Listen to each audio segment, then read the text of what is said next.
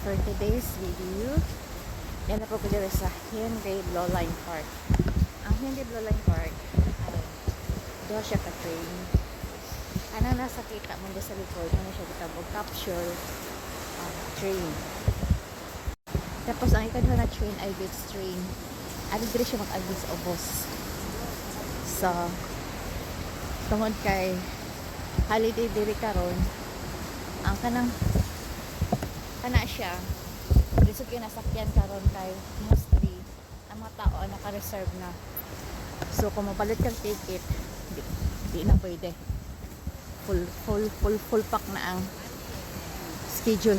Pag train naman, pwede mo sakay, pero taas ang linya niya. Duot-duot na siya blue capsule train. So ang the best way ay there sa walking area nagsubay mi diri and this sa walking area building ang 100 stories sa likod ko.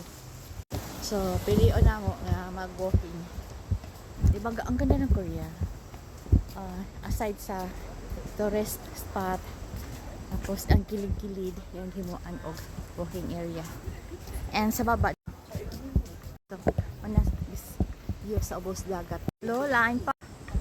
Walking time with the capsule train. Nag-ulan diri. Okay. Diba? Ini na kahoy. Rain or shine. Paman ni madu. Work ay ni mapanay. Madaot sa kutlas ng klasihan na kahoy. Yan o. Ilagay mo agkuan hagdanan pa dong sa ilaw. Ayun siya yung blue sky capsule train. Dagat, nag-ulan, gusto ko magtuligo sa ulan.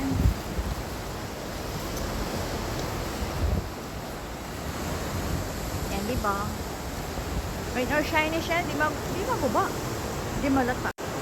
Capsule train, dagat. Asya. Sky capsule train. Is Abos beach train. Kanyang beach train. Sa taas capsule, ikina siya naman beach.